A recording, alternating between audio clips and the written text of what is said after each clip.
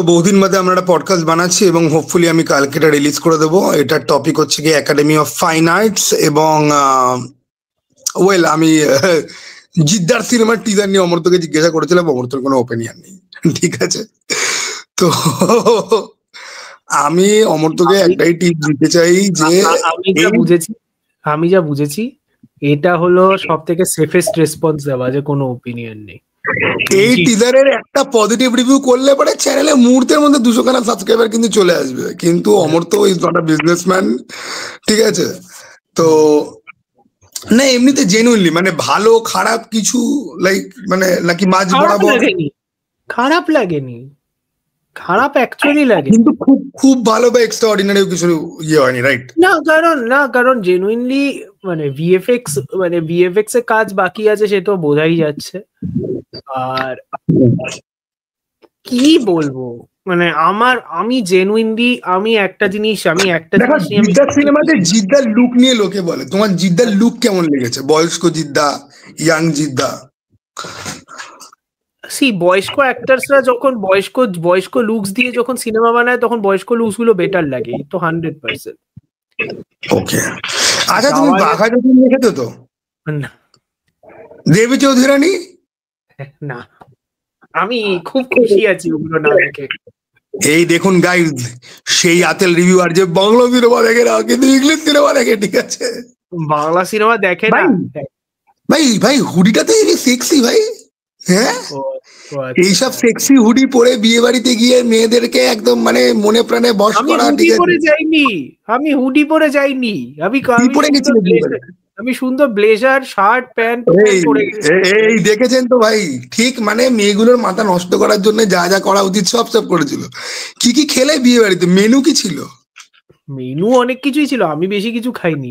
Fish fry. শালা আমার বিয়ে বাড়ির স্টেশনে নাকি এমন প্রবলেম হলো আমি এখন মাটন খেতে পারবো না, হ্যাঁ 1-2 মাস। এটা কেমন ভাই? বাট হ্যাঁ, 2টো বিয়ে বাড়ি পেয়েছি, 2টোতেই আমি মাটন খেয়ে নিয়েছি, ঠিক আছে? তারপরে কালকে সব থেকে মজা আছে, একাডেমি অফ ফাইন আর্ট দেখতে গেছি, ঠিক আছে? পায়ে আমার ব্যথা ছিল, ঢুকেছি, সিনেমা শেষ হয়ে যাওয়ার পর আমি আর উঠতে পারছি না, ঠিক আছে? কোনো মতে উঠে ল্যাংড়াতে যেই গেছি তখন দেখি রুদ্রনীল বাবু আবার 4th ওয়াল ব্রেক করে কথা বলতে আরম্ভ করেছে।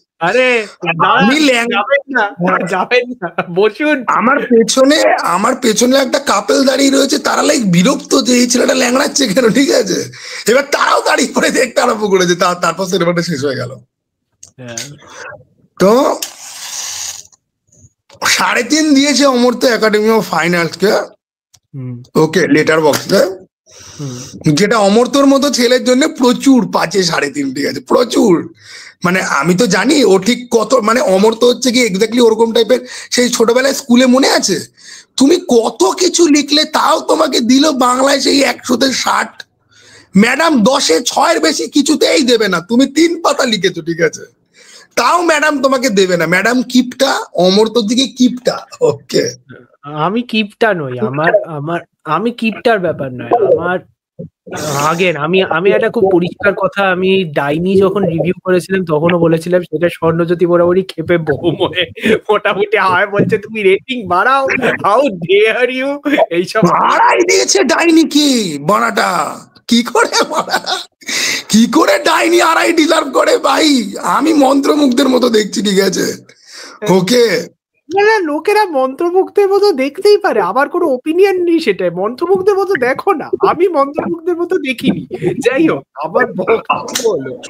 আমার বক্তব্য হলো ওই বাংলা সিনেমার পরিপ্রেক্ষিতে সিনেমা জাজমেন্ট করাটা আলটিমেটলি একটা পয়েন্টের পরে না একটা সিলিং পৌঁছে যায়, ঠিক আছে?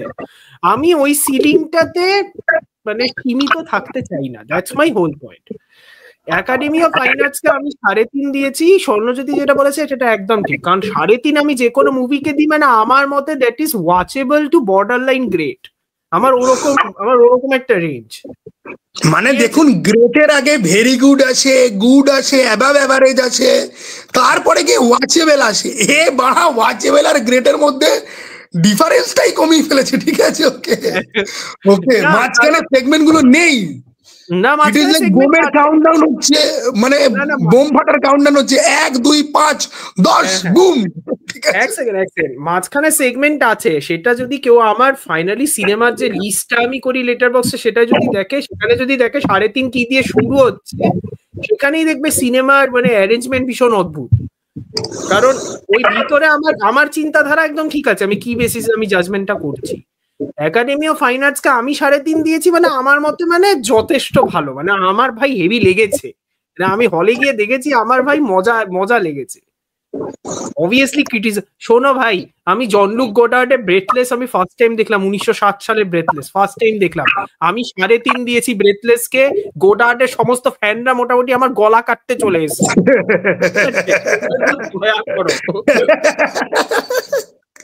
তার মানে তুমি বলছো যে জয়ব্রত দাস আমাদের বাংলার গোডার্ড হতে চলেছে, তাই তো?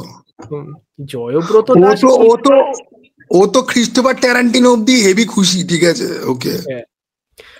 শোনো আমি আচ্ছা, একাডেমি অফ ফাইন আর্টস নিয়ে যখন কথা হচ্ছে, আমি স্বর্ণজ্যোতি রিভিউটা দেখলাম, আমি জেনুইনলি বলছি আমি একটা জায়গাতে হেভি হেসেছি তোর ওই রিভিউটাতে। কোন জায়গায় আমার এক্স্যাক্টলি মনে পড়ছে না, কিন্তু একটা জায়গায় একটা কমেন্ট বেরেছিস তুই, যেটা শুনে মোটামুটি আমি মানে 2 মিনিট জাস্ট আমি হেসেই গেলাম। কি যে ওই শতরূপ ঘোষ না শতরূপ সাহা, তারপরে একজন আমাকে কল করে বলছে ওটা শতদীপ সাহা, শতরূপ সাহা নয়, ছোট রূপম, যার সাথে নবমীর দিনে অ্যাক্সিডেন্টে পড়েছিলাম না, সরি ও না পৃথিশ আমাকে কল করে বলছে, সরি হোয়াটসঅ্যাপে অডিও মেসেজ পাঠিয়েছে, স্বর্ণবতীদা ওটা শতদীপ সাহা, শতরূপ সাহা নয়। প্রথমে তো শতরূপ ঘোষে চলে গেছিলাম, না শতরূপ ঘোষে কেন যাবো না বলতো, কি সুন্দর সিনেমাতে ক্যামিও করছে। আমি তো এখন ফুল ফ্লেজেড শতরূপ ঘোষকে নিয়ে আমার সিনেমা চাই, যেখানে শতরূপ ঘোষ মারামারি করে গুন্ডাদের হারায় না, ফেসবুকে আর ইউটিউবে ভিডিও করে, ওকে। আসতে চলেছে, directed by Srijit Mukherji, I am very sure, but ঠিক আছে, সেটা ফ্যাক্টর নয়। না সৃজিত মুখার্জি শতরূপ ঘোষকে নিয়ে সিনেমা করলে ভাই আমি কিন্তু প্রথম দিন টিকিট কেটে দেখতে যাবো। আরে আমিও প্রথম দিন যাবো, আমি সৃজিত দাকে এত গালাগালি দিয়ে আমি ওর সিনেমা প্রথম দিন যাই দেখতে। সৃজিত দা, you love him, you hate him, you can't ignore him, ঠিক আছে। এবং আমি তখন ভাবছি যে সৃজিত মুখার্জিকে একটা চ্যাট করবো যে দাদা তুমিও তো এত মিট খাও, খাজা বানায় সিনেমাগুলোকে, এতই খাজা বানায় যে ইগনোর করবি কি করে, খাজার লেভেলটাও তো বাড়তে হয় না খাজার মধ্যে হঠাৎ করে একটা পদাতিক চলে আসবে আউট অফ সিলেবাস, ঠিক আছে। তোদের তো আবার কোনো গ্যারান্টি নেই না, তোদের তো আবার পদাতিক ভালো লেগেছে, আমার পদাতিক ভালো, ওটাও ভালো লাগেনি, যাই হোক। ভাই পদাতিকে মৃণাল সেনের ওই চুমু, আচ্ছা ঠিক আছে, ওই যে লোকেশনটা আর ওই চুমু, আর ভাই ওই কমিউনিস্ট ম্যানিফেস্টো নাকি এটা বই ছিল, ওটা ভেসে গেল। आई एम लाइक ये सीन मेरे लाइफ में आना चाहिए था, नहीं आया है अभी तक। মানে চুমু আমি খেয়ে নিয়েছি কিন্তু মানে স্টে করেনি সেটা, ঠিক আছে, কিন্তু মানে গ্রেটেস্ট চুমু ভাই। না আমি তো চুমু নিয়ে আমি কিন্তু মানে শ্রেষ্ঠ চুমু বলে একটা ভিডিও বানিয়েছিলাম, পাবলিশ করেছি কিনা জানি না, বাট তাতে কিন্তু ছিল যে পদাতিকের ওই চুমু ভাই, ও মাই গড। আমি ওই রকম পাঞ্জাবি পরে একটা শাড়ি পরা মেয়েকে আমি মন প্রাণ ভরে 10 মিনিট ধরে চুমু খেতে চাই ভাই, ঠিক আছে, ওকে। না দেখো, সৃজিতদা নিজের কি বলে ওটাকে, রিলের মধ্যে বলছে যে নতুনদের হাত দিয়েই মানে ব্যতিক্রমী সিনেমা বের হয়, যেমন 2010-এ অটোগ্রাফ বলে একটা সিনেমা বেরিয়েছে, মনে ভাবছি আরে তুই নিজেই বলে দে না, তুই বানিয়েছিলি, লজ্জা পাচ্ছিস কেন, তুই বলে দে। Srijitda, we know you are narcissist. You are not even borderline narcissist. You are narcissist. নার্সিসিজমের যদি কোনো মানে কেউ যদি বলে যে ডিফাইন নার্সিসিজম, আমি বলবো একটা এক্সাম্পল দেবো, ওটা ডেফিনিশনের থেকেও গ্রেট, সৃজিত মুখার্জি, ঠিক আছে, ওকে। ডিকশনারি যে বানাবে সে ডিকশনারির মধ্যে ছবি দিয়ে দেবে। না সৃজিতদের একটা ব্যাপার আছে, সিনেমা দেখে কিন্তু ভালো প্রেস করে, মানে জয়ব্রত দাসকে তো প্রায় চুমুই খেয়ে নেবে। আমি বললাম বাবা এতেও প্রায় মানে দ্বিতীয় পুরুষের পর তৃতীয় পুরুষ হতে যাচ্ছে। আগের বছর বা তার আগের বছর বেলাইন যখন বেরিয়েছিল তখনও কিন্তু ভূয়সী প্রশংসা করেছিল, ঠিক আছে? আমি ভূয়সী শব্দটা আমি অ্যাড করলাম, ওকে, মানে আমি এখানে এমফাসিস দিতে চাই যে ওকে। না না, লোকটা দেখো দেখো, আমাকে আমার একটা বন্ধু বলছিল যে কিফে গিয়ে নাকি সে রবার্ট ব্রেসন সিনেমা দেখছে। সেটাতে আমার বন্ধুটা বলছে যে ও ব্রেসর সিনেমা দেখছে, ও তো দেখলাম মন দিয়েই দেখছে, কিন্তু ব্রেসর সিনেমা দেখে ওর এডিটিং যে কেন ঠিকঠাক হয় না সেটা আমি এখনো বলতে পারলাম। ওটা মুখার্জিদার গ্রেটনেস, ওটা আমাদের মাথায় আসবে না ব্রেসর সিনেমা দেখে কেন এডিটিং। না না, এটা সুজিত মুখার্জিকে বলে তো লাভ নেই। তুমি যে এত ভালো ভালো সিনেমা দেখছো, তুমি কোনটা ভালো সিনেমা তুমি তৈরি করতে যাবে? আমি যে এত ভালো ভালো বই পড়ছি, আমি যদি আজকে একটা বই লিখি তারপর সেটা পড়ে তুমি আমাকে বলবে স্বর্ণবতী তুই কি মানে সেলফ পাবলিশ করেছিস, নাহলে এছাড়া পাবলিশ হবে তোরা, ঠিক আছে? তো ভালো দেখলেই যে ভালো বানাবে তার তো গ্যারান্টি নেই না ভাই, ঠিক আছে? এবার সৃজিতদার ফ্যানরা বলবে তোমরা খালি সৃজিত দাকে চাটছো, আমরা আমাদেরকেও চাটছি। সৃজিত দা ইজ আস, ওকে? মাংস খেতে ভালোবাসে, সৃজিত দা ইজ দ্য অডিয়েন্স। হ্যাঁ, মাংস খেতে ভালোবাসে, ঠিক আছে, প্রবল পরিমাণে।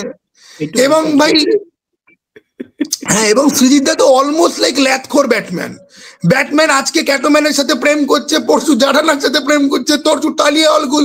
সৃজিত দাও সেম, ঠিক আছে, চিরকুমার চিরপ্রেমিক। আমিও কিন্তু ভেতরে ভেতরে তাই। লাইফে একটা প্রেম করে কি হবে ভাই, 10 মিনিটে করলে তবে না শান্তি। তুই তো বাইরেও তাই, তুই ভেতর ভেতর কেন বলছিস? তুই বাইরেও তাই, everybody knows. Why are you hiding? Okay. Why are we hiding it? কি চাপ আছে?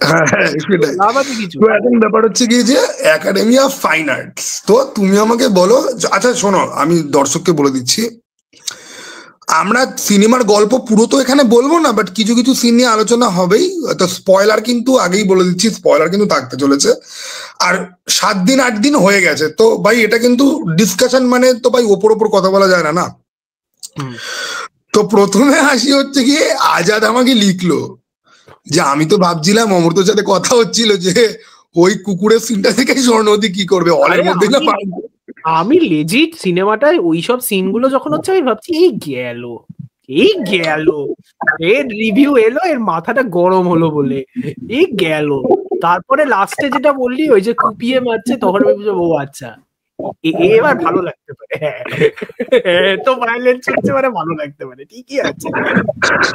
না দেখো, আমার একটা জিনিস রিয়েলি সিনেমাতে খুব অতিরিক্ত মনে হচ্ছে, একটাই সিন, ঠিক আছে, সেক্স সিন গুলোর মধ্যে এই দীনবন্ধুর সাথে যে ইয়েটা, ওকে, একদম শুরুতে। আর কেন আমার বিরক্তটা লেগেছে, কারণ আমি অ্যাকচুয়ালি দেরি করে পৌঁছেছি হলে, আমার কিন্তু শুরুর 20 মিনিট কিন্তু মিস, ঠিক আছে? আমি ঢুকে বসেই দেখি চলছে, ওকে। এবার আমি কন্টেক্সট বুঝিনি, এবার দেখি অমিত শাহ হামাগুড়ি দিচ্ছে, ওদিক থেকে একটা পাগল ঢুকছে, সবাই হাঁটছে, আমি ধরতেই পারছি না যে কি হলো এটা, ঠিক আছে? ওই সিনটা যখন হচ্ছে যে ওই ঘরে গুচপুজো হচ্ছে, এই ঘরে দেওয়ালের সামনে দাঁড়িয়ে অমিত শাহ ইয়ে করছে, আর ওখান থেকে একটা পাগল ঢুকছে। I am like, first of all I like the idea, second of all I like the framing. হ্যাঁ, framing, I like the framing. ক্যামেরাটা সাইডে রেখে ওই দিক থেকে অ্যাঙ্গেলে দেখছে সব, মানে ভিউয়াররাও কিন্তু গোটা সিনেমাটা, হ্যাঁ গোটা সিনেমাটার তুমি ফ্রেমিং গুলো যদি দেখো না, ও মানে সিমেট্রি গুলোকে এত সুন্দর করে মেনটেন করেছে, ঠিক আছে? মানে এই সিনেমাটা কেউ স্টাডি করে কিন্তু কেউ ফ্রেমিং এর ব্যাপারে কিন্তু জানতে পারে যে ফ্রেমিং ব্যাপারটা কি হয়। এবং আমি রিসেন্টলি তোমার এই যে ব্র্যাড পিটের যে F1 যে এলো না, ওকে, F1 এ কি করে সিমেট্রির সাথে ফ্রেমিং কি করে ইয়ে করা হয়েছে, ইন্টিগ্রেট করা হয়েছে, আমি একটা এক্সপ্লেনেশন ভিডিও দেখছিলাম এবং আমার দুর্দান্ত লাগছিল। এবার এরকম একটা ভিডিও আমিও বানাতে পারি, কপিরাইট স্ট্রাইক খেয়ে যাবো মুহূর্তের মধ্যে, ওটাই হচ্ছে দুর্ভাগ্যের ব্যাপার। আর বাংলা সিনেমা তো হলে দেখার পরে ওটা আর কবে চুম্বকে আসবে, কাঁচ কোয়ালিটি তো ছেড়েই দাও, ঠিক আছে? কিন্তু একটা ব্যাপার ভালো, একাডেমি অফ ফাইন আর্ট কিন্তু লিক করেনি, ঠিক আছে? মানে 7 দিন হয়ে গেছে, আমি কিন্তু টেলিগ্রামে ছাপ্পা মেরেছিলাম, ওয়ার ইজ দ্য মাল, ওকে, বেরোয়নি। দেখো আমার গত সোমবার দেখার কথা ছিল, লিক করেনি first of all, second of all মানে আমার কয়েকজন, আমার এক থেকে মানে এক দুজন বন্ধু বান্ধব আছে যারা ওই মানে ইয়েতে ফিল্ম ইনস্টিটিউটের অ্যালামনাই আর কাজ টাজ করে। তো তার মধ্যে মানে তারাও বলছিল যে তাদের কাছে তারা হয়তো একটু মানে ইয়ে করতে পারবে, কিন্তু যবে বলেছে যে ওরা জোগাড় করে হয়তো আমাকে কিছু দেওয়ার চেষ্টা করবে কি করবে না, ততক্ষণে ওই ঝামেলাটা শুরু হয়ে গেল ফেডারেশন। তারপরে আর আমি জিজ্ঞাসাবাদ করিনি, আই এম লাইক ঠিক আছে ভাই, যবে বেরোবে। তারপরে আমি দেখলাম ভাই আমার মনে হয় তাহলে ফেডারেশনের সাথে ঝামেলাটা না পুরোপুরি হোয়াক্স, আমার এখন মনে হয়। ঠিক আছে, আমার রিয়েলি বলছি, আমার মনে হয় না হোক্স, আমার রিয়েলি এখন মনে হচ্ছে পুরোটাই হোক্স ভাই। ফ্রি প্রমোশন, পয়সা ভাই। আমি এক সপ্তাহ বাদে এফএসআর গ্লোবে দেখতে গেছি হাউসফুল। না হোক্স নয়, হোক্স আমার মনে হয় না। কারণ আমি ফেডারেশন সিনেমাটার এই মানে শ্যাডো ব্যান নিয়ে আমি একটা ভিডিও বানিয়েছি। ওই ভিডিওটা আমি নিজেই দেখে ভাবছি যে ইউনো আমার সিনেমাটা মানে এই ভিডিওটা পাবলিশ করা উচিত, বাট আমি করিনি, মানে এখন আর কোনো পয়েন্ট নেই। কিন্তু আমার এই ভিডিও পাবলিশ করা, কি ছন্দ মিলিয়ে কি সব বলেছি আমি, বা নিজের কীর্তি থেকে নিজেরই মনে হচ্ছে oh yeah I am so back. আরে জিনিসটা এত ছড়িয়ে গেছিল যে আমি লিটারালি লাইক আমাকেও কথা বলতে হবে, আমি শর্ট বানিয়ে ফেললাম আগ্রা আর এটা নিয়ে আর এটা নিয়ে আমি এটা নিয়ে শর্ট বানিয়ে ফেললাম। আমি শর্টটা বানিয়ে নেবে বলে বাবা প্রচুর কাজ করছিলাম, বিশাল ব্যাপার। যাই হোক, তো না দেখো, আমার একাডেমি অফ ফাইন আর্টস থেকে একটা কথা, একটা যে কারণে আমি রিভিউটা বলেইছিলাম, আমি দুভাবে দেখেছি সিনেমাটাকে। এক নম্বর ব্যাপার হলো যে শোনো, ওপেনিং যে সিনটা যেখানে অনিন্দ গাড়ি চালাচ্ছে এবং ইয়ের সাথে কথা বলছে, মেগা ফিন ওই সিনটা, যেটা ওই সিনটা আমি তো দেখিনি বাড়া, আমি তো ঢুকেছি 20 মিনিটের পর। আমাকে দ্বিতীয়বার আমি সিনেমাটা অবশ্যই দেখবো। এবং আরে বাড়া আমার আমি তো পঙ্গু না বেসিক্যালি, ঠিক আছে, কালকে তো এবার দিকে উঠতে পারছি না বাড়া আমি। ওকে, ওই 20 মিনিটের যে মানে ওই ওপেনিং যে সিনটা, ওই ওপেনিং সিনটা পুরোপুরি মনে হচ্ছে কেউ একজন ওই জন ট্রাভোল্টার, স্যামুয়েল জ্যাকসনের ওই কনভারসেশন সিনটা ফ্রম পাল্প ফিকশন, যেখানে ওই রয়্যাল উইথ চিজ বলে, ওই সিনটাকে বেসিক্যালি তুলে ফেলে দিয়েছে, ফেলে জাস্ট কনটেক্সটটাকে পাল্টে দিয়েছে। ওখানে ছিল বার্গারের নামকরণ আর ওইসব, ওইটার বদলে এখানে মদের বোতল। বাট কনভারসেশনের ফ্লোটা অলমোস্ট এক।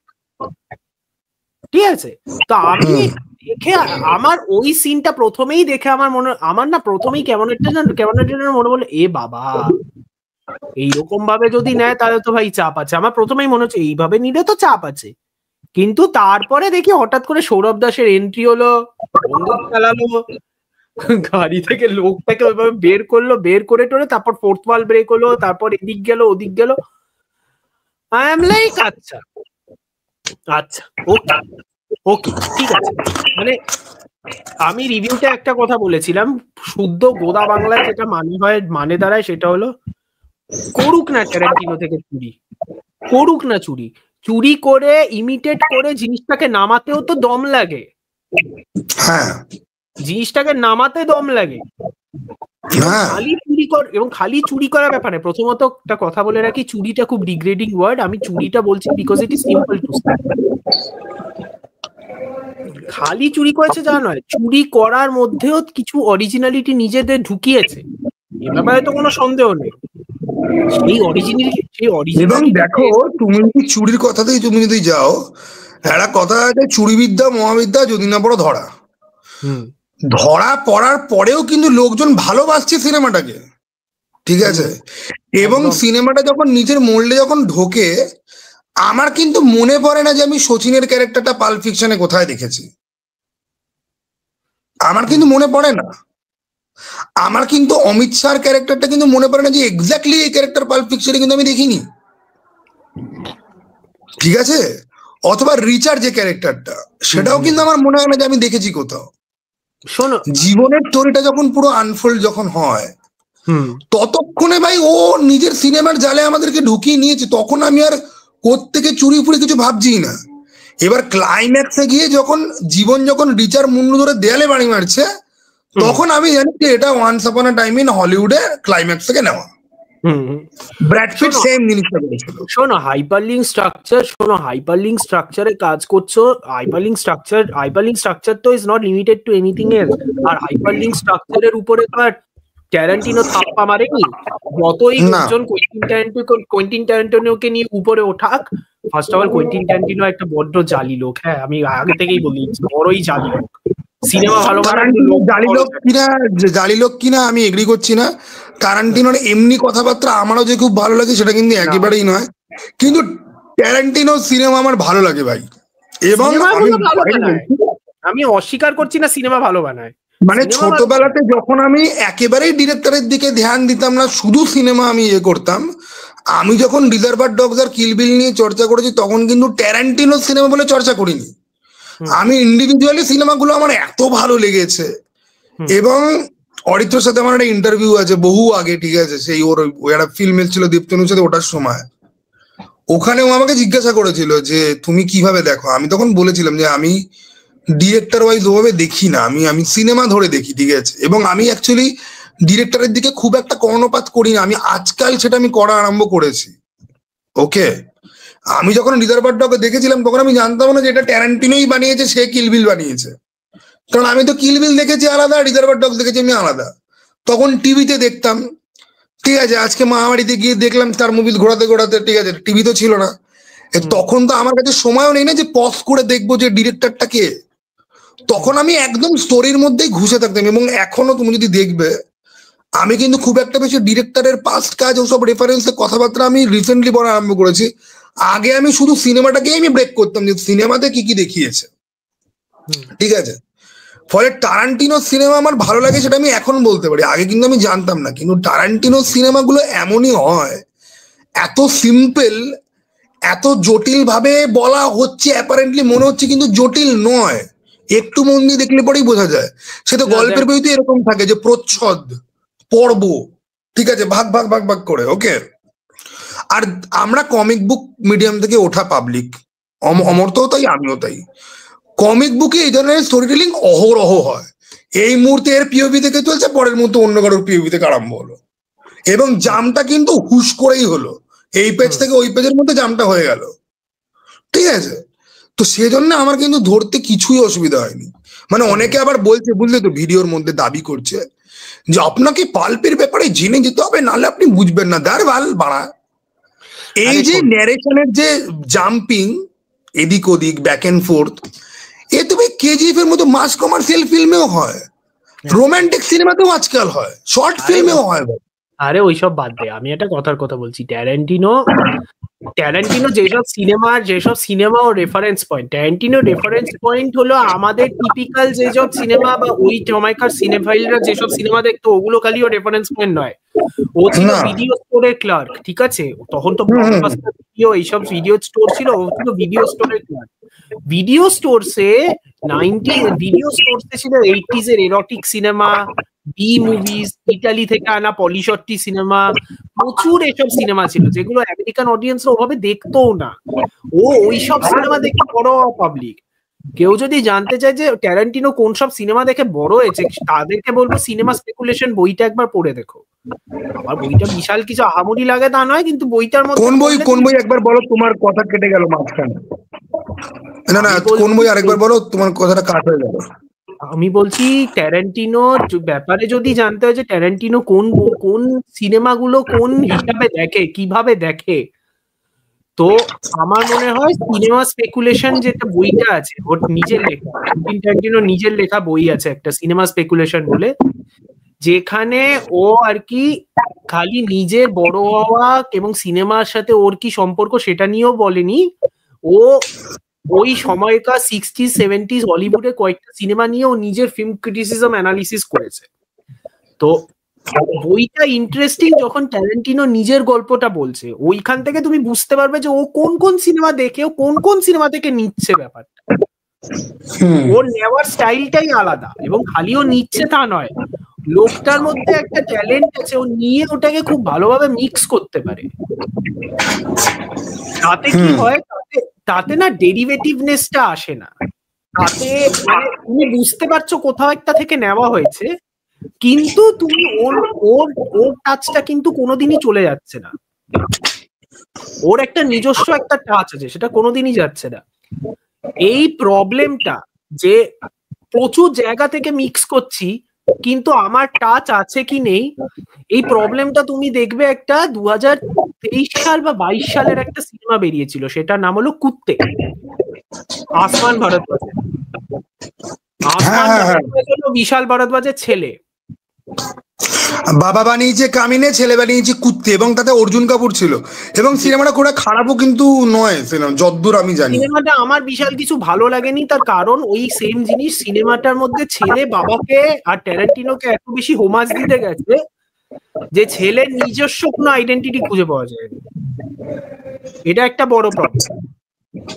আমার মনে হয়েছে একাডেমি অফ ফাইন আর্টস সব থেকে বড় সাকসেস এটাই যে যেখান থেকেই নাও, যেভাবেই নাও, জয়ব্রত দাসের নিজস্ব ভাই একটা হাত আছে, এ ব্যাপারে কোনো সন্দেহ নেই। জয়ব্রত দাস এবং ওর টিমের নিজস্ব একটা হাত আছে, এবং সব থেকে বড় এক্সাম্পল কি যে নিজস্ব একটা হাত আছে, ওই সেকেন্ড হাফে ওই আরশোলার সিন গুলো, ওই সিনটা দেখে আমি লিটারালি নোংরা এসেছি। ওই সিনটা দেখে নোংরা, ওখানে সুদীপ বাবুর অভিনয় দেখে লাইক দিস ইজ মি। আরে সুদীপ বাবু তো ভালো ঘরে ছিল, আমার যদি ঘরে 4টে মাকড়সা ছেড়ে দাও আমি স্টেট ছেড়ে পালিয়ে যাবো, ঠিক আছে ওকে। দেখবে যে স্বর্ণজ্যোতি দাস, যাকে লোকে কমেন্টে লেখে এর তো সন্দীপ রেড্ডি বাংলা সিনেমা থেকে উঠে চলে এসছে, আমার সিগমা আলফাগিরি 2 সেকেন্ডে ভাই আমি নেই। সে মাকড়সার সাইজ এইটুকু হোক কি এত বড় হলে তো ভাই ছেড়েই দাও, হেগেই দেবো আমি প্যান্টে, ঠিক আছে। এবং আরশোলা খুব ডেঞ্জারাস, আমি আরশোলা আমার মানে ঘেন্না লাগে। এবং আরশোলা কিন্তু একটা অত্যন্ত চারাক্ষর প্রাণী, কখন উঠতে আরম্ভ করে দেবে এই চলছিল, হঠাৎ করে উঠছে ভাই, ঠিক আছে, আলাদাই সুপার পাওয়ার ভাই। ওই ভয় পাওয়াটা সুদীপের ভয় পাওয়াটা ইজ ওয়ান থিং, ওই জিনিসটাকে রুদ্রনীলের character incorporate into his plan, এবং তাতে ঋষভ, সৌরভ দাস এবং ওরা রাস্তায় গিয়ে আরশোলা ধরছে। আই এম লাইক এই তো চাই সাবাস। না এইটা দেখে না আমার আরেকটা সিনেমার কথা মনে পড়েছে, জানো তো? কোনটা? তোমার অ্যাঞ্জেলিনা জোলি ওয়ান্টেড মনে আছে? হ্যাঁ, ওখানে যে মনে আছে ওদের মেন হেডকোয়ার্টারে গিয়ে ব্লাস্ট করানোর জন্য ও ইঁদুর ধরে এনেছিল প্রচুর, ইঁদুর গুলো গায়ে ওই এক্সপ্লোসিভ ওয়াচ গুলো ইয়ে করে তারপরে ইঁদুর গুলোকে ছেড়ে দিয়েছে। আই এম বি লাইক ভাই সাব, ইঁদুর, আরশোলা, মাকড়সা, সাপ,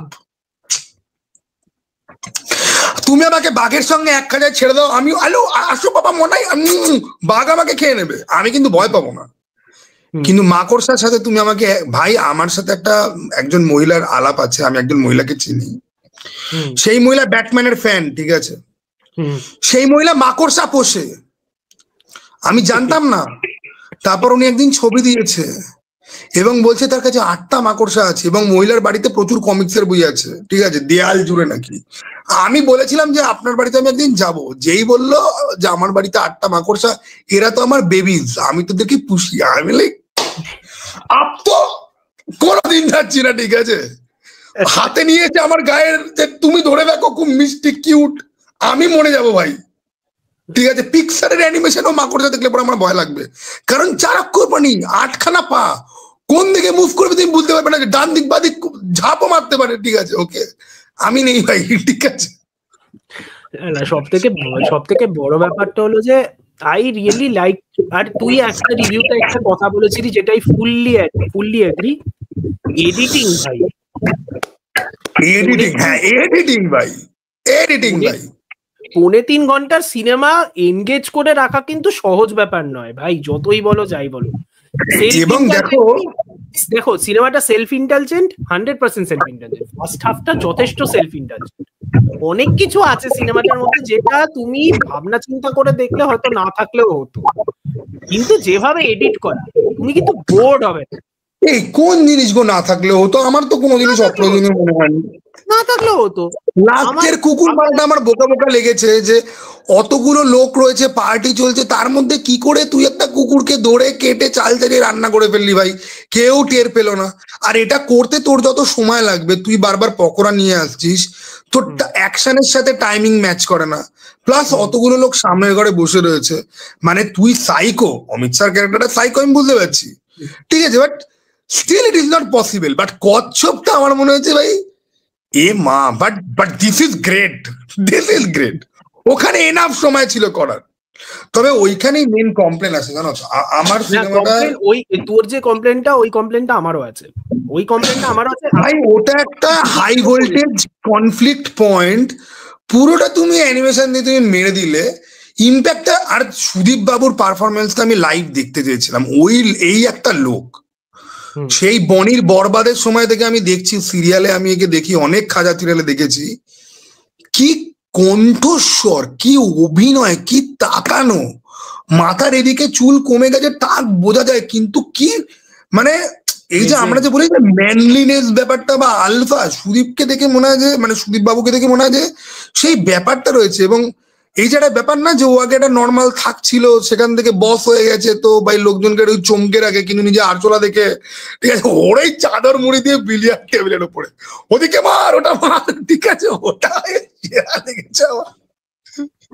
কয়েকটা ব্যাক স্টোরি আমার মনে হয় না দিলেই হতো, ঠিক আছে, তুমি বেরিয়ে অনেক। আমি বলছি না সৌরভ, তুমি কিন্তু এটা বলো না যে সৌরভ দাসের ব্যাক স্টোরিটা দরকার ছিল, ওটা আমি বলছি না, আমি বলছি আমরা সত্যি কথা বলবো, সৌরভ দাসের মধ্যে আমি পুরো নিজেকে খুঁজে পেয়েছি, ঠিক আছে, very much fucking relatable, loyal, ভালোবাসাতে গুরুত্ব আছে, নিজের ভুলে নিজেই দগদে দগদে মরছে, খুব রিলেটেবল, ঠিক আছে, ওকে।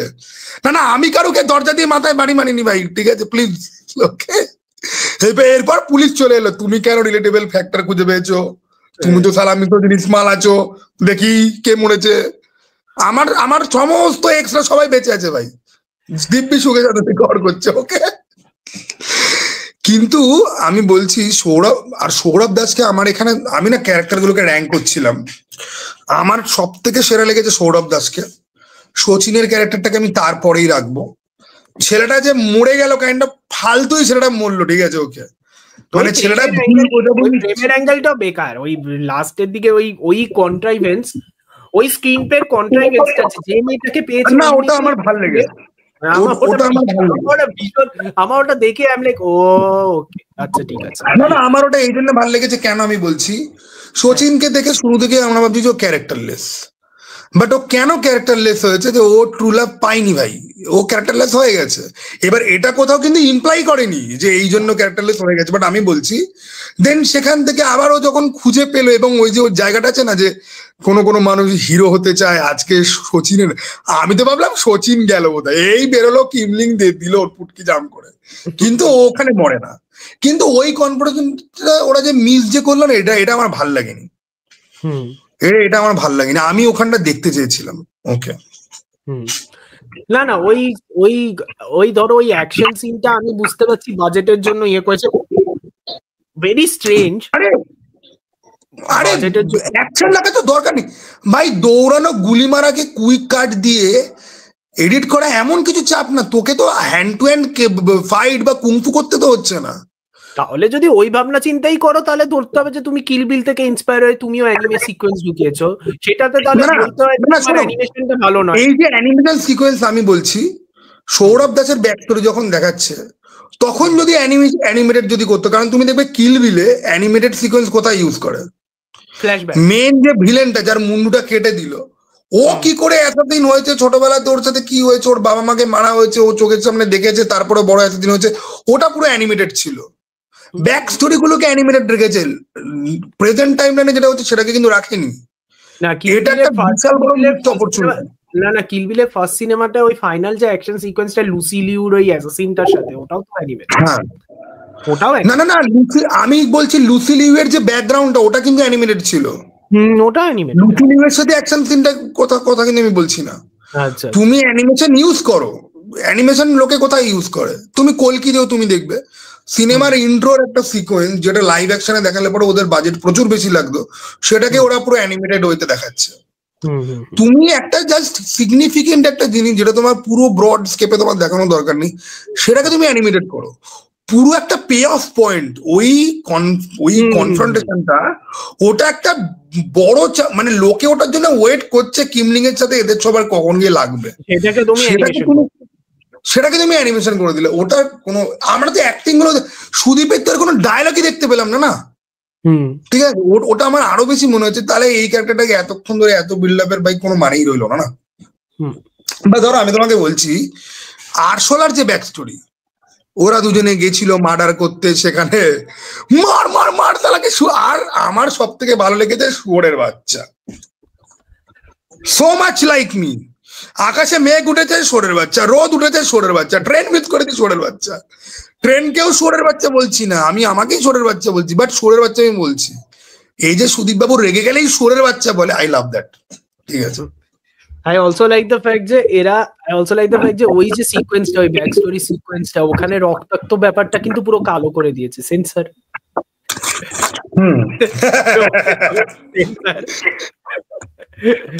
রক্তের রং কালো, sensor. I am like nice. আমার 43 থেকে 57 কাট, 43 থেকে 57 খানা কাট। আমি মনে ভাবছি কাটলিটা কি? হ্যাঁ অনেক কিছু তো দেখলাম, হ্যাঁ কাটাটা কি হয়েছে, আর তার থেকে বড় কথা ভাই, তাহলে রক্ত রক্ত সিনগুলো তারা ব্ল্যাক এন্ড হোয়াইটে করে দেয় না, ব্যাস হয়ে গেল। ঠিক আছে, তবে একটা কথা আমি বলি, ওরা সিনেমা শুরুতে বললো না যে ডেড বডি মানে রক্ত পরিষ্কার করার জন্য একটা টিম আর ডেড বডি নিয়ে যাওয়ার জন্য আরেকটা টিম আসে। আমি খালি ভাবছি তোরা যত টাকাই পান একটা প্রজেক্ট করে, তোদের তো সব টাকা তো এখানেই খরচা হয়ে যায় ভাই।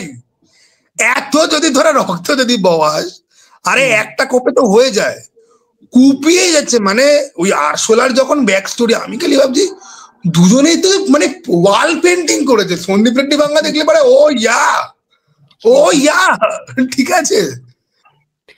ওটাই আমার ওইটা দেখে আইরিশম্যান সিনেমাটার অরিজিনাল যে টাইটেলটা ছিল, টাইটেলটার নাম ছিল I heard you paint houses. ওটা ছিল আইরিশম্যান সিনেমাটার অ্যাকচুয়াল টাইটেল। তার কারণ আইরিশম্যান যে সিনেমাটা নিয়ে, যে অ্যাসাসিনটাকে নিয়ে, ওই অ্যাসাসিনটার অ্যাকচুয়াল জব টাইটেল হলো যে he is a house painter, বাড়ি পেইন্ট করে। বাড়ি paint I mean wall paint করে, ওই জন্য I heard you paint houses basically. হঠাৎ খেয়াল হলো। বাট আগেন আমি আরেকটা ব্যাপারও আছে যে মানে এটা আমি জানি তুই খুব একটা এগ্রি করবি না, কিন্তু আমার মনে হয়েছে যে মানে ওভারঅল দেখো একটা সিনেমাতে, আমি বলছি ঠিকই, কিন্তু সিনেমাটায় থিমেটিক ডেপথ এরকম ভাবে থাকার যে খুব একটা দরকার তাও নয়। পাল্প ফিকশনের বিশাল কিছু থিমেটিক ডেপথ ছিল না, ছিল খালি শেষের দিকে যখন স্যামুয়েল এল জ্যাকসনের ক্যারেক্টারটা বলছে যে ও ছেড়ে দেবে কাজটা and he mite go, basically ওই সময়টা একটা থিমেটিক ডেপথ ছিল। সিনেমাটা সেরকম থিমেটিক ডেপথ নেই, কিন্তু সিনেমাটার যা ইন্টেন্ট, সিনেমাটা যা স্টাইল দিয়ে গোটা স্টোরি টেলিংটা, কারণ এটা তো ঘটনা, স্টোরিটা যতই সিম্পল হোক, স্টোরিটা যতই কন্ট্রাইভড হোক, স্টোরিটা যতই একটা জায়গা থেকে নেওয়া আর একটা জায়গা থেকে নেওয়া হোক, ultimately at the end of the day story telling matter করে। আর স্টোরি টেলিং এর যা স্টাইল, স্টোরি টেলিং এর যা এডিটিং উঠিয়ে দিয়েছে, যেভাবেই হোক উঠিয়ে দিয়েছে। কারণ সত্যি কথা বলতে কি, আমি একটা কথার কথা বলি এখানে, সবাই জানে বাংলা ফিল্ম ইন্ডাস্ট্রি কি অবস্থা। আমি বেশি এটা নিয়ে কাসর বাজাচ্ছি না, ঠিক আছে, সবাই জানে কি অবস্থা।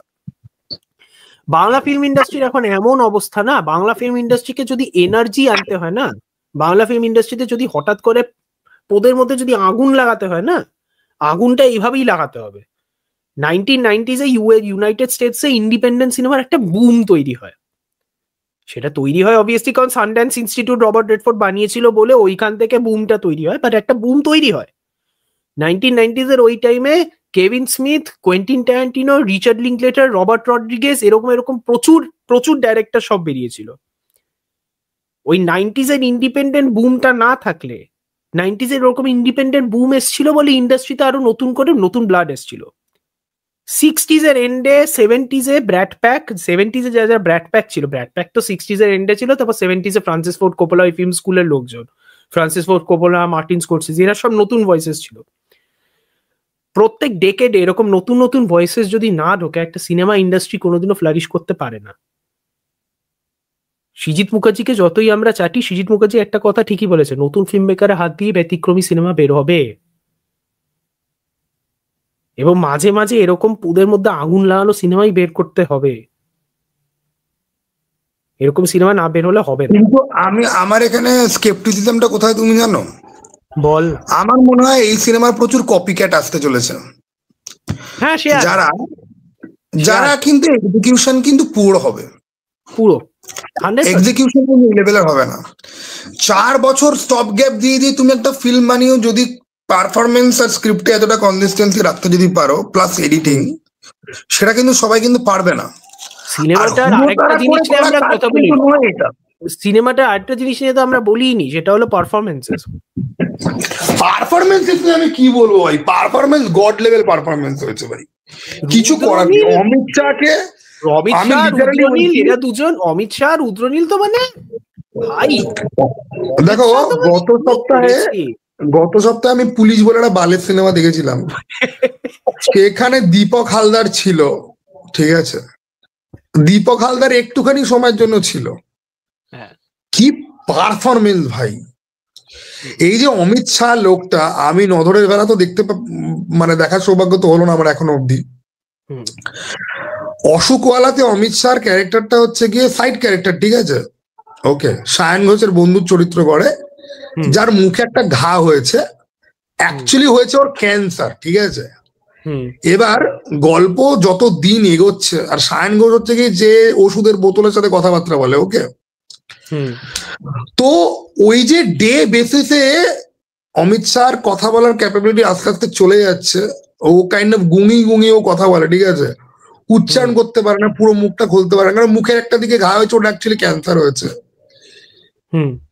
আমার মা অশোকালা দেখতে গেছিল, ঠিক আছে, কারণ আমাদের মানে আত্মীয় স্বজনের মধ্যে একজন ছিল অশোকালা সিনেমাতে, ঠিক আছে, কে ছিল আমি বলছি না, বাট সে ছিল, খুব ছোট্ট একটা ইয়েতে ছিল, ঠিক আছে। ইভেন কি আমার একটা কলেজ লাইফের বন্ধু, মানে আমি তার সাথে আমার কন্ট্যাক্টও নেই, তাকেও আমি পেয়েছিলাম ওই সিনেমার মধ্যে দেখতে। অশোকওয়ালাতে অমিত শাহ যা পারফরমেন্স ছিল না, মানে আমার স্টিল মনে পড়ে, তুমি আমার অশোকওয়ালার রিভিউ তুমি যদি দেখো, আমি অমিত শাহকে নিয়ে অন্তত 2 থেকে 3 মিনিট আমি কথা বলেছিলাম। কালকক্ষ ন্যাশনাল অ্যাওয়ার্ড পাওয়া ফিল্ম, ঠিক আছে, তাতে অমিত শাহর পারফরমেন্স, অথবা অনন্ত দ্য ইটার্নাল, এবং অমিত শাহর আরো পারফরমেন্স আছে যেগুলো আমার এখন মনে পড়ছে না। এই লোকটা যদি আজকে মানে হলিউড বেসড কোন লোক বা সাউথ ইন্ডাস্ট্রি থেকে বিলং যদি করতো, একে নিয়ে কত আর্টিকেল আমরা দেখতে পেতাম।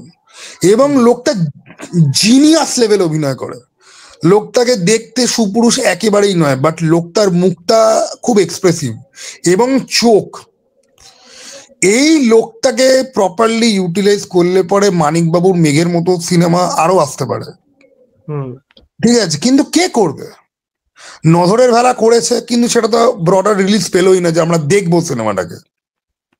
আর নজরের বেলা যদি ব্রডার রিলিজ পায়, ইউ ক্যান গ্যারান্টিড যে সিনেমাটার মধ্যে প্রচুর কাটস আসবে, প্রচুর কাটস আসবে।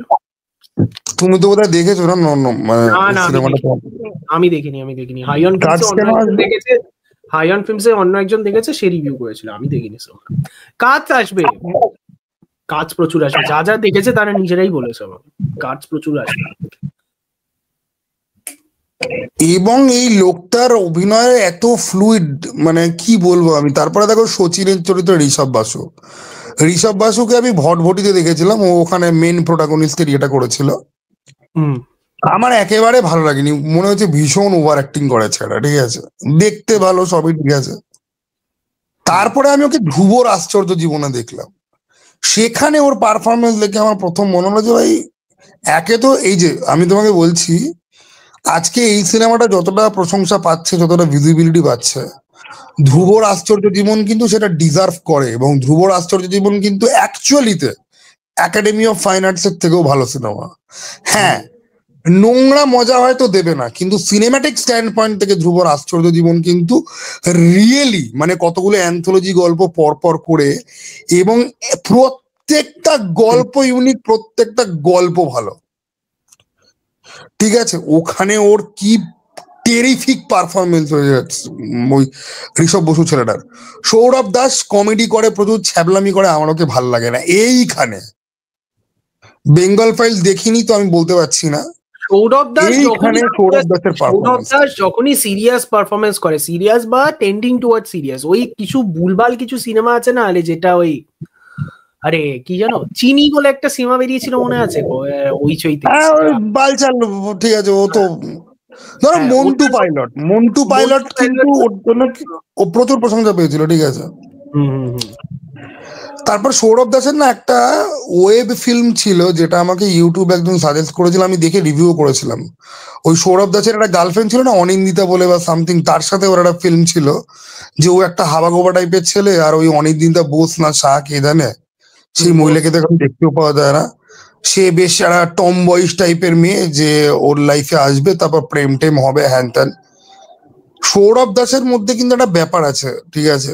এবং আমি তো বলবো যে মানে অঙ্কুশ আর সৌরভ দাস, ভাই তোমরা না সিরিয়াস টাইপের চরিত্র করো, তোমাদেরকে দারুণ লাগবে, দারুণ লাগবে। বাট अगेन আমি তো বলবো রুদ্রনীল তো এসেনশিয়ালি লিড, সিনেমাটা এসেনশিয়ালি লিড হলো রুদ্রনীল। আচ্ছা, তোমার এই ডান আর বাম জোকসটা কেমন লেগেছে?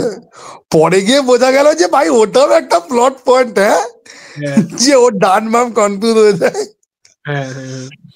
ভাই ওটা হচ্ছে কি আমি বেসিক্যালি রবীন্দ্র সরোবর, রবীন্দ্র সরোবর সেন্ট্রাল পার করার পরেই আমি আমার বন্ধুকে কল করে বলি, আচ্ছা নন্দন রবীন্দ্র সরোবরে তো বাঞ্চত কতদিন বলবো রবীন্দ্র সদন, গেট নাম্বার 3 দিয়ে তোকে বেরোতে হবে না, গেট নাম্বার কিছু একটা গেট নাম্বার আমি ভুলে গেছি। ঠিক আছে, না যাই হোক, আমার বক্তব্য হলো যে এইখানে अगेन রুদ্রনীলের পারফরমেন্স অসাধারণ লেগেছে, আমার ফাটিয়ে দিয়েছিল, অসাধারণ লেগেছে। ঠিক আছে, এবং মানে ভিঞ্চিদা এবং এই সিনেমাটা, ঠিক আছে, রুদ্রনীল ঘোষের মজাটা অন্য। রুদ্রনীল ঘোষ প্রচুর কাজ করেছে, প্রচুর মানুষ চেনে, পলিটিক্স এর জন্য লোকজন গালাগালি দেয়, বাট প্রলয়তে ওর ক্যারেক্টারটা দেখে আমার লিটারালি মনে হয়েছিল যে আমি বুক চিরে রক্ত পান করতে চাই ভেতরে ঢুকে সিনেমা। ঠিক আছে, লোকটার অভিনয়ের যে ক্যাপাবিলিটি এই সিনেমাটা আবার প্রুভ করে দিল, যদি প্রুভ করা কিছু নেই, সবাই জানতো। রাহুল ব্যানার্জি ছোট রোল, রাহুল ব্যানার্জিকে বেশি পোষায়নি। ঠিক আছে, ঠিকঠাক ছিল, আমার ঠিকঠাকই লেগেছে। ভাবি রাহুল ব্যানার্জি একটুখানি কি চেয়ার ফেয়ার একটু মেনটেন করতে পারে না, একটু কি মানে কেমন যেন হয়ে গেছে লোকটা। ঠিক আছে, আজকাল পডকাস্ট করে, কথাবার্তা তো খুবই মানে মার্জিত, খুবই শিক্ষিত, একদম প্রপার কমিউনিস্ট মার্কা একটা হাবভাব, কিন্তু জানি না রাহুল ব্যানার্জিকে মানে এই সিনেমাতে আমার অনেকে বাজে লাগেনি, বাট আমাকে যদি বলো যে একদম মানে কার ব্যাপারে তুই বদার্ড নোস, রাহুল ব্যানার্জির ব্যাপারে করতে বললি পায়েলকে আমার খারাপ লাগেনি, আমার পায়েলকে হেভি লেগেছে। Quote unquote femme fatale of this movie, quite good. আমার পায়েলকে খুব ভালো লেগেছে, তবে আমার অনুরাধা, ঠিক আছে, ওকে তো বছর 2-3 আগে আমি ওই নিহারিকা ইন দ্য মিলস যখন দেখেছিলাম, তখন অনুরাধার তো ওখানে একটা মেয়ে নিয়েছিল, এবং অনুরাধাকে আমি আরো অন্যান্য কাজকর্মে দেখেছি। মাঝখানে অনুরাধার বোধহয় একটা বাইরে কিছু একটা ওয়েব সিরিজ করেছিল বা কিছু একটা প্রপোজালের দৃশ্যে অজ্ঞান হয়ে যাওয়া, সেই সিনটা খুব ভাইরাল হয়েছিল। ওকে, মানে শোটা যখন বেরিয়েছে চলেনি, বাট পরে এই প্রপোজালের দৃশ্যটা খুব ভাইরাল হয়েছিল। আমি ওকে দেখেছি মনে হয় ডিপ ফ্রিজে, আর ডিপ ফ্রিজটা আমার এখনো অব্দি দেখা হয়নি। ডিপ ফ্রিজ আমার পা যদি ভালো থাকে আমি কালকে দেখতে যাবো। ডিপ ফ্রিজ আমি দেখেছি, ডিপ ফ্রিজের ব্যাপারে আমি একটা কথা শুনেছি যে এটা নাকি ন্যাশনাল অ্যাওয়ার্ড দিতে হয় বলে দিয়েছে। ডিপ ফ্রিজ খুব একটা ভালো সিনেমা নাকি নয়। আমি এগ্রি করি, ন্যাশনাল অ্যাওয়ার্ড পাওয়ার মতো কিছু সিনেমা নয়, সিনেমাটা ঠিকঠাক। এবার অনুরাধা না 2-3 বছর আগে আমার ক্রাশ ছিল, আর আমি ভাবতাম কি ও আরজে সায়নের হয়তো মানে অ্যাকচুয়াল প্রেমিকা বা ওরকম কিছু, তারপরে বুঝেছি নয়। এবং আমার না ক্রাশ ছিল একটা সময় ওকে, আমি তো বাংলার অনেক নায়িকাদের তো ক্রাশ খেয়েছি। এবারে রুদ্রনীলের সাথে ওই সিনটাতে না মানে রীতিমতো মানে বলে ঢুকেই মটকা করে উঠে গেছে। আর আমি তো ঢুকেছি দেরি করে, ল্যাংড়া পানি মানে যেই রাস্তা আমি 2 মিনিটে ক্রস করেছি এই রাস্তা আমার হেঁটে যেতে 10 মিনিট লেগেছে। ওকে, তো ওর ক্যারেক্টারটা বেশ মানে সেরকম ভাবে কিছুই নেই। তবে তুমি একটা জিনিস খেয়াল করেছো, ওর ক্যারেক্টারটা না সে মনে আছে স্পাইডারম্যানের একটা মানে যেই ফ্ল্যাটে ভাড়া থাকতো, ফ্ল্যাটের যে ল্যান্ডলর্ডের মেয়েটা আসতো, হ্যাঁ হ্যাঁ, তো আরসুলার সাথে না অন্য একটা মিল আছে, ঠিক আছে। ওকে, ওই রকমই শান্তভাবে কথাবার্তা বলে ইয়ে না, ওর ক্যারেক্টারটা is more like she was like designed as a sort of marker Amit শাহার যে ডিরেঞ্জ ব্যাপারটা সেইটাকে অডিয়েন্সের সাথে মেলানোর জন্য, মানে বেসিক্যালি অডিয়েন্স আরো ও আর কি অডিয়েন্সকে বলছে এই দেখুন কি সাংঘাতিক লোক। কারণ ওর ওই রিয়াকশনের জন্য যখনই ও কুকুরকে নিয়ে ঢুকেছে তখনই আবার খালি মাথার মধ্যে ঘুরছে ভাই কুকুরটাকে সরা, ভাই কুকুরটাকে সরা, ভাই কাশ ও জেমস গানকে নিয়ে ঢুকতো, ঠিক আছে। আমি তো লাইক আপ তো আমি 3 বার দেখে গা, ঠিক আছে। যাই হোক, সিনেমাটা বেরোলে সিনেমাটার একটা এডিট করে বের করিস academy of fine arts the James Gunn cut, যেটার মধ্যে জেমস গানের চেহারাটা কুকুরের মধ্যে লাগিয়ে দিবি, হ্যাঁ লোগোটা সিনেমা। তুই ওটাকে 5 আউট অফ 5 দিয়ে দিবি, এমনি 5 আউট অফ 5 দিয়ে দিবি। হ্যাঁ, এবার ওই সিনটা দেখে আমার একটুখানি খারাপ লেগেছে, বাট আমি না এটাও বুঝলাম যে অমিত শাহকে মারার মতো আর কোনো স্কোপই ছিল না এখানে, ঠিক আছে। এবং তুমি দেখবে ও এটাকেও সেট আপ করেছে যে আমি দেখেছি ওকে ভামবিড়াল মারতে, ঠিক আছে। মানে অমিত শাহ ক্যারেক্টারটা জন্তু জানোয়ার মারে, ওর একটা ফেটিস রয়েছে জন্তু জানোয়ার নিয়ে। ওকে, না না, সব থেকে লেভেল লেগেছে হলো ভামবিড়াল মেরেছিস, একটা সিন ওখানে রুদ্রনীল ঘোষ এসে বসে বলছে এই শোয়ে বাচ্চা ভামবিড়াল মেরেছিস, ওর এক্সপ্রেশন ওখানে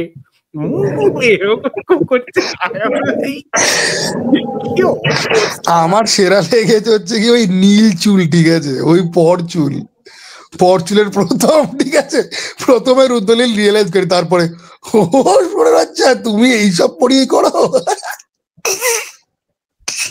আমি ভাবছি ভাই পায়েল সরকার তো এমনিতেই, এবং আমার এই নীল পরচুল কিসের হোমাজ বলে বলে মনে হয়েছে বলতো, কিউ এর গান্ডু।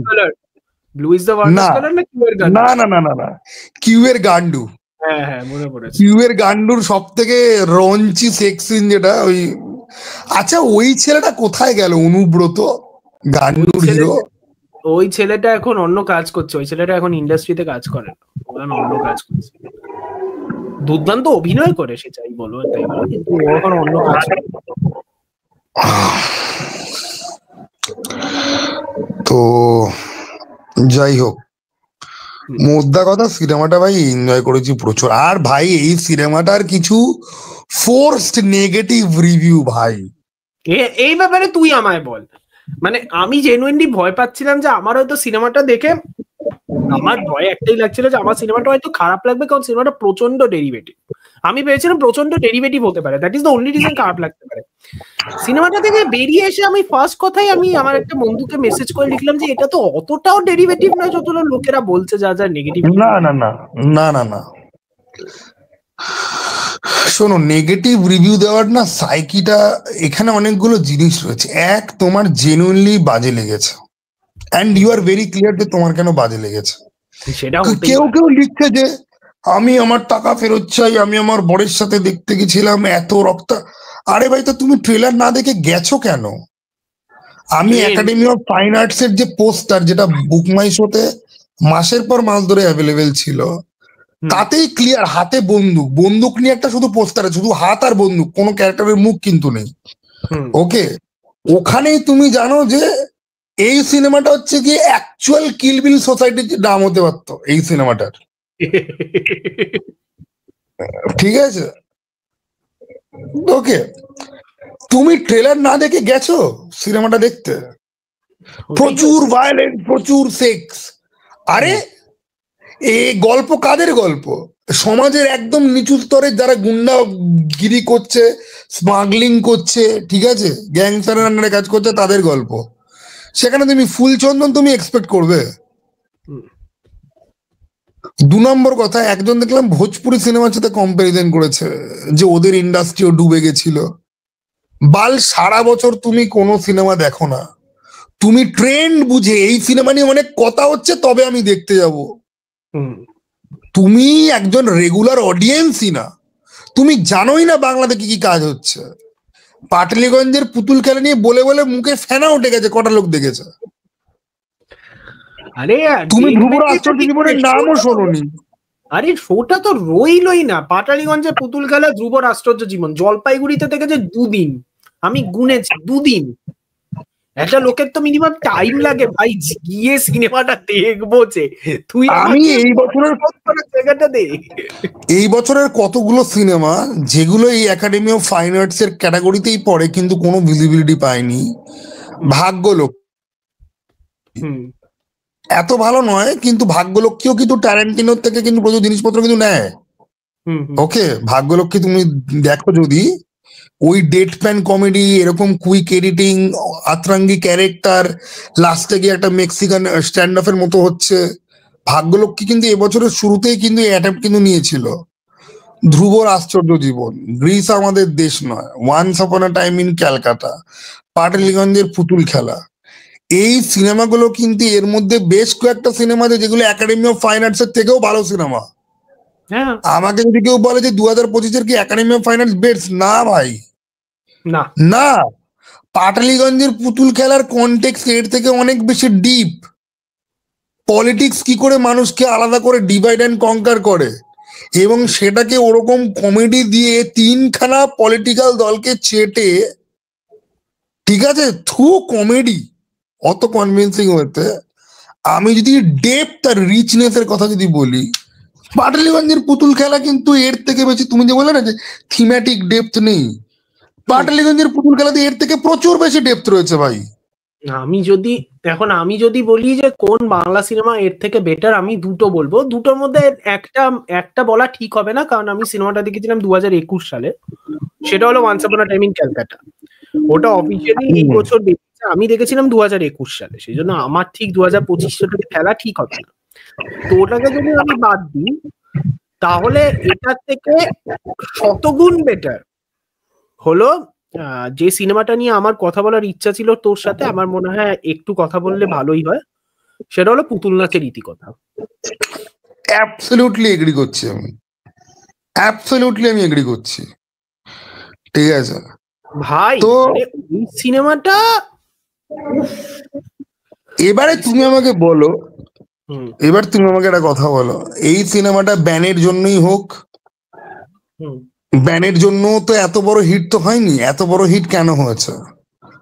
লোকে কিউরিওসিটি থেকে দেখতে গেছে, ঠিক আছে, প্লাস 22শে শ্রাবণের সময় থেকে এটা ক্লিয়ার যে বাঙালি অডিয়েন্স বড় পর্দায় খিস্তি দেখতে চায়, সেক্স দেখতে চায়, ভায়োলেন্স তো তারা দেখতেই চায়। বাঙালি অডিয়েন্স বরাবরই বড় পর্দায় খিস্তি দেখতে চায়, সে তো বুঝতেই পারছি। সেইভাবে দেখতে গেলে তো খালি খিস্তি যদি মাপকাঠি হতো কোনো সিনেমার, তাহলে তো দশম অবতার মাস্টারপিস। সেটা তো নয়, একেবারেই নয়।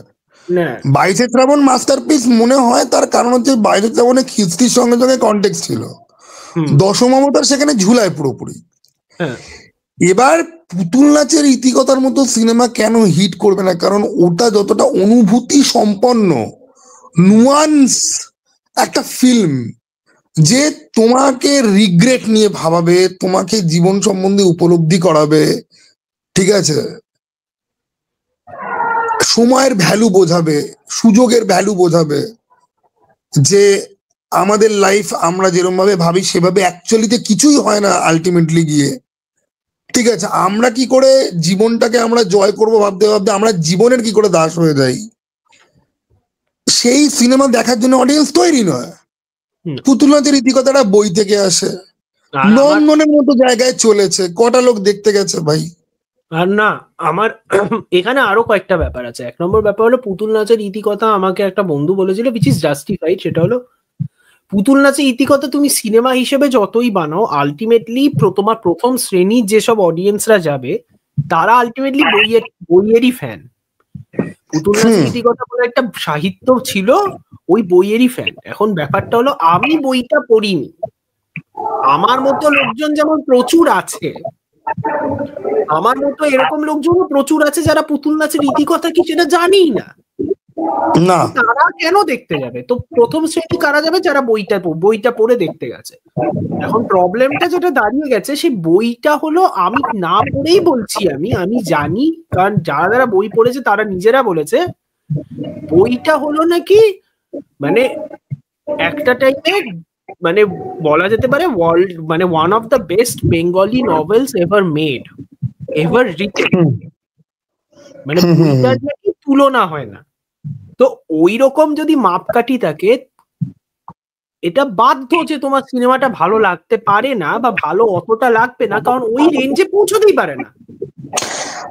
আমি তোমাকে বললাম তো, সব থেকে বড় প্রবলেম কি, এই যে একটা মানুষ মারা গেছে, ও সেটাকে দেখে ভাবতে যে তার বাড়িতে কি করে বলবে টলবে, ওগুলো অনেক পরে আছে। ও খালি ভাবছে যে জীবন আর মৃত্যু কতটা কুইক এবং কতটা ফাস্ট।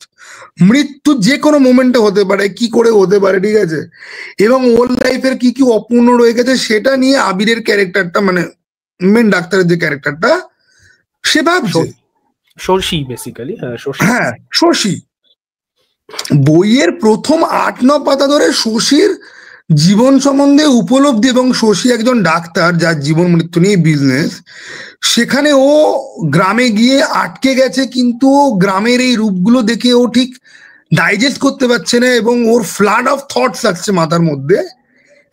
সেই থটস গুলোকে বইতে লেখা হয়েছে, সিনেমাতে তুমি এটা দেখাবে কি করে? তাহলে ভয়েস ওভারের পর ভয়েস ওভার দিয়েই যেতে, যেটা পসিবল নয়, ঠিক আছে? তো যারা বইটা পড়েছে তাদের যে বইটা পছন্দ, তাদের যে সিনেমাটা পছন্দ না হওয়াটাকেও আমি দোষ দিচ্ছি না, সেটা তো হতে পারে না, অবভিয়াসলি। হ্যাঁ, সেটা তো হতে পারে না। তো আমার পজিশন কি? আমার পজিশন হলো, আই এম আ পার্সন যে প্রচুর সিনেমা দেখেছি, আমি ওই রেসপেক্টে সিনেমাটাকে দেখছি। আমি যদি ওই রেসপেক্টে সিনেমাটা দেখি, তাহলে আবিরের ক্যারেক্টার বা শশীর ক্যারেক্টারের যে একটা ভয়েস ওভার গোটা সিনেমাটার উপর দিয়ে যে যাচ্ছে, সেটা বেসিক্যালি সিনেমাটাকে কমন সিনেম্যাটিক পার্লেন্সে বলে নভেলিস্টিক করছে। মানে কি, সিনেমাটার মধ্যে এমন একটা হাবভাব দিচ্ছে যেন এটা একটা বইয়ের মতো একটা পেসে আগাচ্ছে। একটা বই যেমন সময় নিয়ে আগায়, একটা নভেল যেমন সময় নিয়ে আগায়, ওরকম একটা ভাব দিচ্ছে যে একটা নভেলিস্টিক ব্যাপার আছে, which is I am completely with it, but আমি তো জাজ করছি অ্যাজ আ সিনেমা। এবং সুমন মুখোপাধ্যায়ের সিনেমা আমি যদি সিনেমা হিসেবে জাজ না করি, তাহলে সিনেমাটাকে অপমান করা হবে। কারণ সিনেমাটার যা সিনেমাটোগ্রাফি, সিনেমাটার যা সাউন্ড ডিজাইন, এবং সিনেমাটার যা ডিরেকশন, ওটা ওইভাবে যদি আমি জাজ না করি, সিনেমাটাকে অপমান করা হবে। উনি পুতুল নাচের ইতিকথা, উনি নিজের ভাবনা চিন্তা অনুযায়ী উনি কিছু চেঞ্জেস এনেছেন। আমাকে আমার বন্ধুরা বলেছে কি কি চেঞ্জেস এনেছে, ওটা আমিও বুঝতে পারছি কি কি চেঞ্জেস এনেছে। ওটা ওনার চয়েস, উনি ভাবনা চিন্তা অনুযায়ী এনেছে। আমি যদি সিনেমাটাকে সিনেমা হিসেবে জাজ করি, আমি তো অস্বীকার করতে পারবো না যে সিনেমাটা দারুণ একটা সিনেমা হয়েছে। সিনেমাটা শেষের দিকে প্রচন্ড রাশ লেগেছে আমার মনে হয়েছে আমি পরিষ্কার বুঝতে পারছি যে সিনেমাটা শেষের দিকে অনেক কিছু আছে যা নিশ্চয়ই ছিল কিন্তু দেখালো না।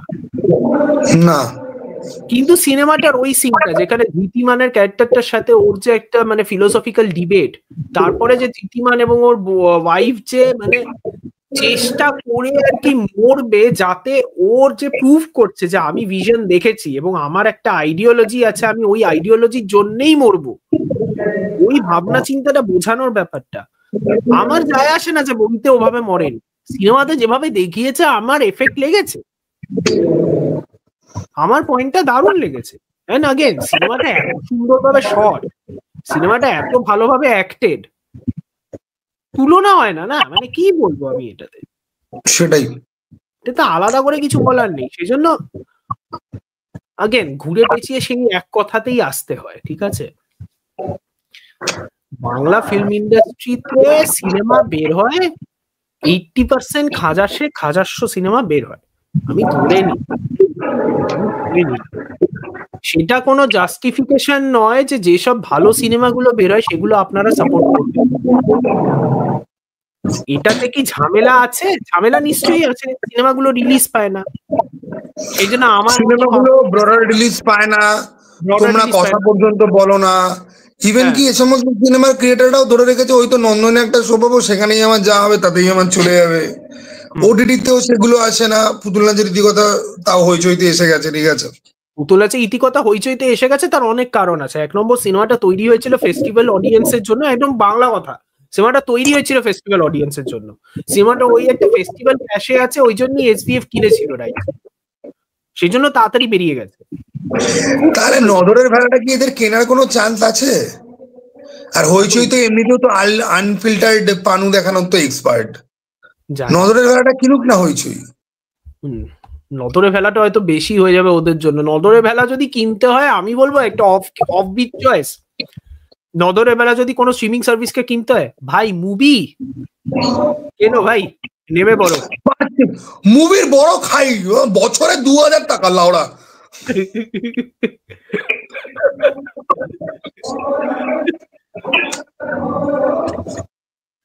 আমি এটা কথার কথা বলছি, ওই রকম স্ট্রিমিং সার্ভিস দরকার, ওইরকম স্ট্রিমিং সার্ভিস লাগে।